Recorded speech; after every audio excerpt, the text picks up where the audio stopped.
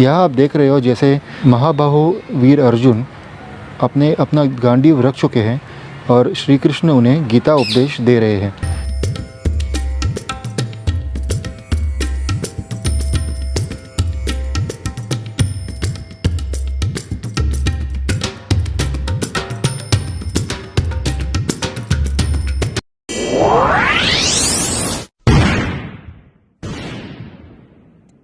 Hello friends, welcome back to my channel. So दोस्तों, इस समय हम कुरुक्षेत्र में हैं और आज के दिन की शुरुआत कर रहे हैं। तो हम यहाँ शुभारंभ करेंगे सर्वेश्वर के दर्शन करा के। तो हम इस समय जा रहे हैं एक जगह ज्योतिसर कहते हैं इसे, और यही है जो भगवत गीता का जो जन्म स्थल माना जाता है। तो चलिए, मैं बाकी सारी बातें आपको आगे चलकर बताऊँगा। चलिए।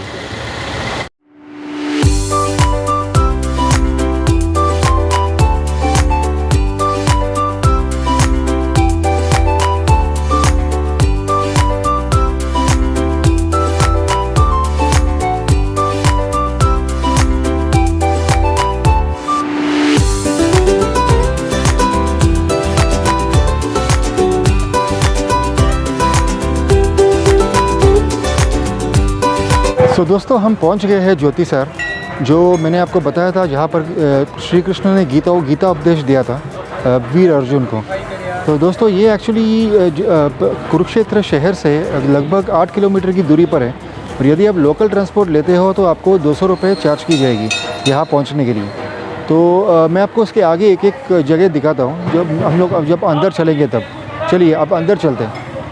तो एंट्री में आप देख पा रहे हो जूता घर। यहाँ पर आपको जूते उतारने रहते हैं क्योंकि ये भगवान का घर है।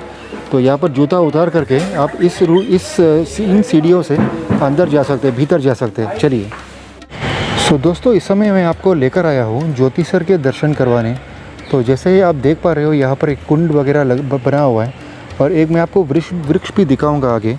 जो एक्चुअली दोस्तों ऐसा है कि आप जानते होंगे कि कुरुक्षेत्र जो है ये काफ़ी मीलों में फैला हुआ था उस समय, वो युद्ध भूमि। और ये जो है युद्ध भूमि का मध्य है जो आप देख पा रहे हो।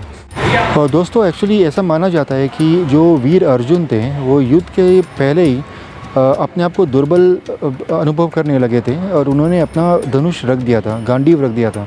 तो ऐसे श्री कृष्ण ने उन्हें प्रोत्साहन देना चाहा। तो वीर अर्जुन ने उनसे ये आग्रह किया कि वो इस युद्ध भूमि के मध्य में उनका रथ हाँक लाए, ताकि उनका परिदृश्य समान हो दोनों सेनाओं की ओर। और श्री कृष्ण ने उन्हें युद्ध भूमि के मध्य में लेकर आए थे। तो यही है वो मध्य जो आप इस समय देख रहे हो, ज्योतिसर। तो आप सोचिए, उस युग में जैसे दोनों ओर ऐसे सेनाएं हैं और वीर अर्जुन उनके इस युद्ध भूमि के मध्य में है। और जैसे ये कहा जाता है कि यहीं पर श्री कृष्ण ने उन्हें गीता उपदेश दी थी। तो ऐसे है कि दोस्तों की बहुत जैसे प्राचीन काल में, जैसे 7वीं या 8वीं शताब्दी में आदि शंकराचार्य जी यहाँ पर आए थे, और उन्होंने ही इस राजस्थान की खोज की थी। और उनके जो शिष्य थे, उन्होंने यहाँ पर 1967 में एक रथ का निर्माण किया था, एक रथ बनाया था। तो वो मैं आपको दिखाने वाला हूँ। सो दोस्तों, यहाँ पर एक वट वृक्ष है जो साक्षी रहा है इस गीता उपदेश का, जो भगवान श्री कृष्ण ने अर्जुन को दी थी। और ये वृक्ष अक्षय है, तो इसे अक्षय वृक्ष भी कहते हैं। तो ये जैसे मुगलों ने इसे नष्ट करने का प्रयत्न किया था, पर ये वृक्ष अपने आप फिर उग गया, तो इसे अक्षय वृक्ष कहते हैं। तो ये मैं आपको दिखा रहा हूँ। चलिए आगे चलते हैं, मैं कैमरा घुमा करके आपको ये सब दिखाता हूँ।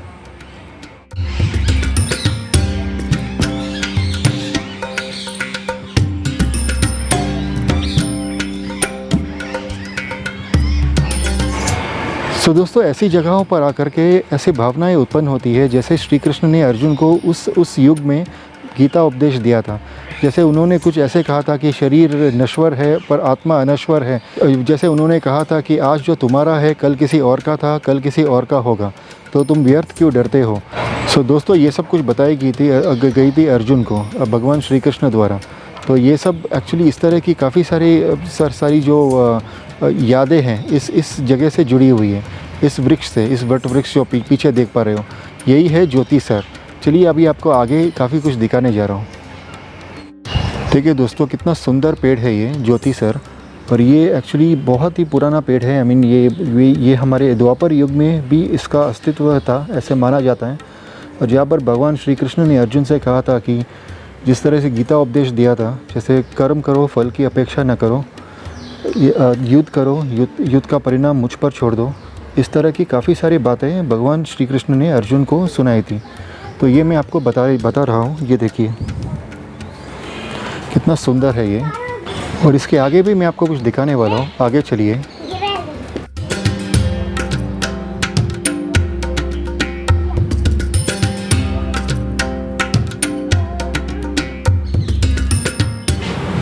दोस्तों ये वही रथ है जो 1967 में आदि शंकराचार्य के शिष्यों ने स्थापित की थी।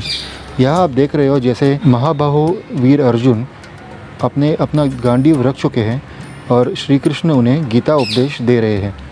तो ये इन्होंने बहुत ही सुंदर ऐसे रथ स्थापित की है जो आप देख पा रहे हो।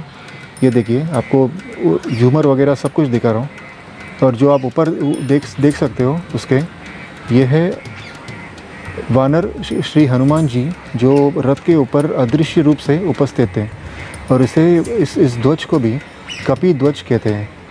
तो जैसे ये इसका एक और मैं आपको वर्णन दूंगा जब हम ब्रह्म सरोवर पहुंचेंगे। तो जैसे आप इस श्वेत अश्व देख सकते हैं, ये उस ज़माने में इन्हें नाम भी दिए जाते थे। जो पहले अश्व आप देख रहे हो इन्हें सैबिया कहते थे, जो हरे रंग के थे, जो हरा और श्वेत। और जो दूसरा आप देख रहे हो दूसरे अश्व, इन्हें सुग्रीव कहते थे, और तीसरे को मेघपुष्प और चौथे को बालहका। इस तरह से नाम दी जाती थी चारों अश्वों को। और ये श्वेत अश्व वाला रथ है ये। और ये जो मैं इसका एक और वर्णन दूंगा जब हम ब्रह्म सरोवर जाएंगे, और वहाँ पर इसकी एक विशाल मूर्ति है इस रथ की। तो ये रथ आप अच्छे से देख लीजिएगा। और मैं आपको फिर से ये वट वृक्ष दिखा रहा हूँ जहाँ पर ये गीता उपदेश दी गई थी। ये देखिए कितना पवित्र स्थान है ये। अब यहाँ से दोस्तों और थोड़ा सा आगे चलते हैं और आपको एक मूर्ति दिखाता हूँ। ये आपको रथ एक और फाइनल टाइम दिखा रहा हूँ, और यहाँ से आगे चलते हैं दोस्तों। चलिए। भगवान श्री कृष्ण के मित्र यहाँ पर उपस्थित हैं, आप देख सकते हैं। अब यहाँ से आगे चलते हैं दोस्तों। चलिए।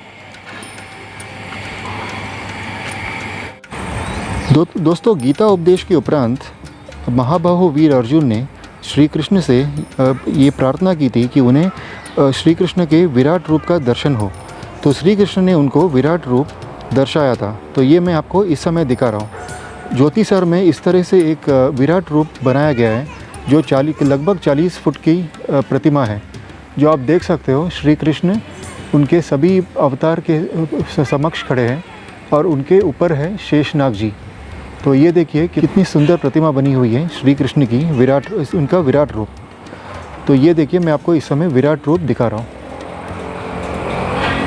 सो दोस्तों ये है ज्योतिसर भगवान श्री कृष्ण, या जो अर्जुन को उन्होंने गीता उपदेश दी थी, या इसे आप भगवत गीता का जन्म स्थल भी कह सकते हैं।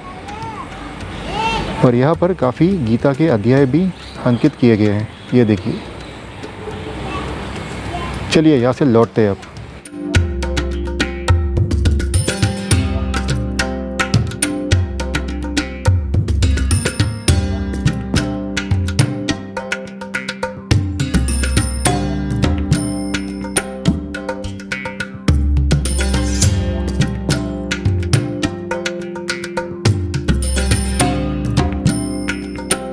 और दोस्तों मैं आपको इस प्रतिमा के चारों ओर दिखा रहा हूँ। इस तरह की कुछ स्कल्पचर्स बनी हुई है जो आप देखिए भगवान विष्णु के सभी अवतारों को दर्शाते हैं यहाँ पर। और यहाँ के 10 अवतार जो आखिर में आप देख पा रहे हो वो है कल्कि अवतार जो अश्व पर है। जो इसकी पीछे की ओर मैं आपको बता रहा हूँ। आप ये देखिए, यहाँ पर भी इन्होंने कुछ डिपिक्शंस रख छोड़े हैं। जैसे आप देख पा रहे हो कल्प वृक्ष दिख रहा है मुझे, और सूर्य देव दिख रहे हैं, और कामधेनु दिख रही है, कामधेनु माता जिन्हें कहते थे। और ये देखिए बहुत ही सुंदर है ये जो उन्होंने बनाया हुआ है। मेरू दंड को भी यहाँ दर्शाई गई है, मेरू माउंटेन। तो ये इसके आगे चलते हैं। चलिए। तो ये आप देख पा रहे हो इस और भी इन्होंने कुछ दर्शाया हुआ है। भगवान श्री कृष्ण हैं और उनके आसपास में काफ़ी सारे धनुर्धारी भगवान श्री राम है मेरे ख्याल से, श्री राम और भगवान हनुमान जी। और ये देखिए काफ़ी ऐसे दर्शाए गए हैं। और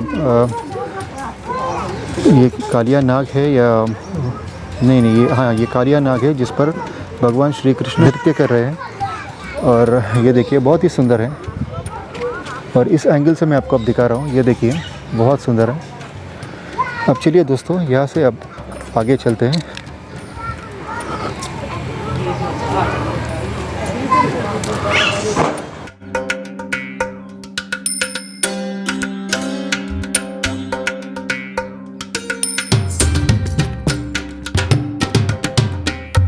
तो दोस्तों ये थी एक वीडियो ज्योति सर यानी गीता उपदेश यानी भगवत गीता की जन्मभूमि। तो उम्मीद कर रहा हूँ आपको ये छोटा सा वीडियो अच्छा लगा होगा। तो आप लोग अवश्य विज़िट कीजिए इस तरह की जगह, इस तरह के पर्यटक स्थल या इसे धार्मिक स्थल भी कह सकते हैं। तो आप लोग ज़रूर विज़िट कीजिए और भगवान श्री कृष्ण का आशीर्वाद भी पाइए। तो दोस्तों इसी से मैं अपने इस वीडियो का समापन कर रहा हूँ। आपको मिलूँगा मेरे नेक्स्ट वीडियो में किसी और पर्यटक स्थल कुरुक्षेत्र में। तो तब तक के लिए friends, have a great day और खुश रहिए और स्वस्थ रहिए। Bye bye.